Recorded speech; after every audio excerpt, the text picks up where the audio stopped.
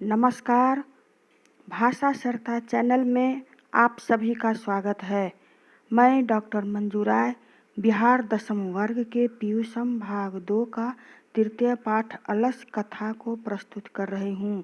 इस कहानी के द्वारा समझाया गया है कि जब पीड़ित व्यक्ति के कल्याण के लिए कोई भी योजना चलाई जाती है तो उसमें आलसी व्यक्ति भी अनुचित ढंग से प्रवेश कर जाता है, जिससे कल्याण करने वाली संस्था पर अतिरिक्त बोझ बढ़ जाता एवं पीड़ित व्यक्ति को सुविधा से वंचित होना पड़ता है। इससे समाज और देश को बहुत ही भारी क्षति उठानी पड़ती है। अयं पाठः विद्यापतिकृतस्य कथाग्रन्थस्य पुरुषपरीक्षा इति नामकस्य अंशविशेषो वर्तते। यह पाठ विद्यापति द्वारा लिखित पुरुष परीक्षा नामक ग्रंथ का विशेष भाग है। पुरुष परीक्षा सरल संस्कृत भाषायां कथारूपेण विभिन्नां मानवगुणानां महत्त्वं वर्णयति। पुरुष परीक्षा सरल संस्कृत भाषा में कहानी के द्वारा मानव के विभिन्न गुणों के महत्व का वर्णन करती है। दोषानां च निराकरणाय शिक्षां ददाति तथा दोषों का निराकरण करने का शिक्षा देती है। विद्यापति लोकप्रिय मैथिली कवि आसीत्। विद्यापति जनप्रिय मैथिली कवि थे। अपि च बहूनां संस्कृतग्रन्थानां निर्माता अपि विद्यापतिः आसीत् इति तस्य विशिष्टता संस्कृतविषये अपि प्रभुता अस्ति। विद्यापति ने और भी बहुत से संस्कृत ग्रंथों की रचना की है। उनकी अभिरुचि संस्कृत विषय के प्रति भी बहुत अधिक थी। प्रस्तुते पाठे आलस्य नामकस्य दोषस्य निरूपणे व्यंग्यात्मिका कथा प्रस्तुता विद्यते। प्रस्तुत पाठ में आलस्य नामक दोष की रचना व्यंग्यात्मक कहानी के रूप में प्रस्तुत किया गया है। नीतिकारा आलस्यम रिपुरूपम मन्यते। नीतिकारों ने आलस्य को दुश्मन के रूप में माना है।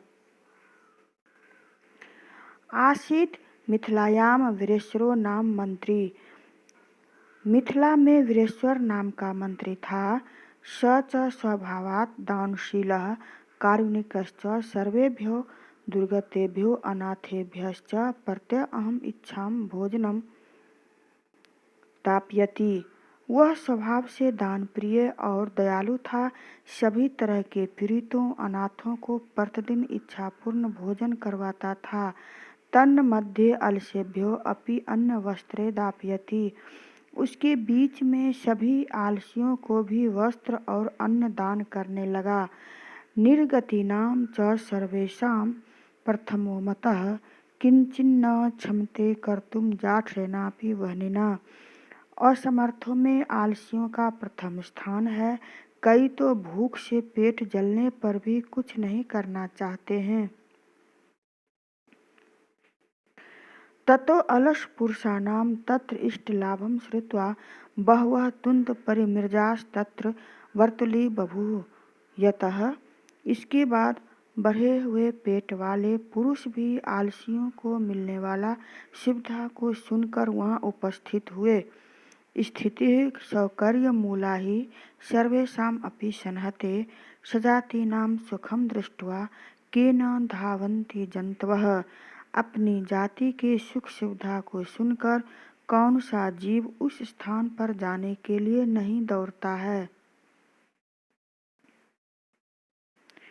पश्चात अलसानां सुखं दृष्ट्वा धूर्ता अपि कृत्रिम आलस्यं दर्शयित्वा भोज्यं गृह्णन्ति।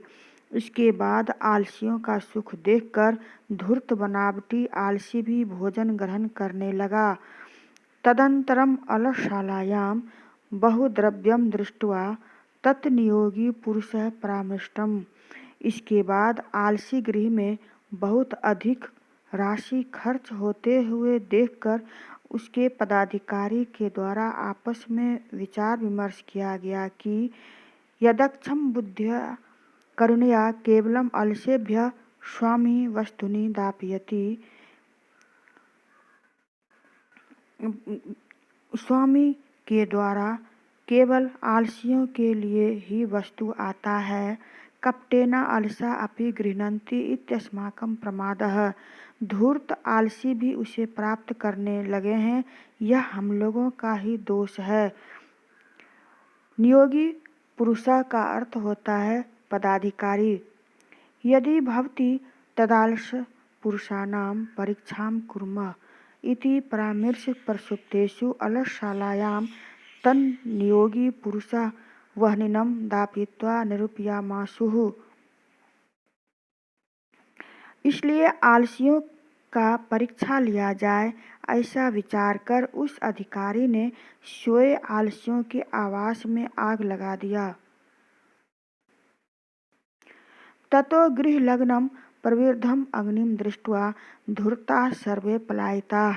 इसके बाद घर में लगे आग की लपट को देखकर सभी धूर्त भाग गए।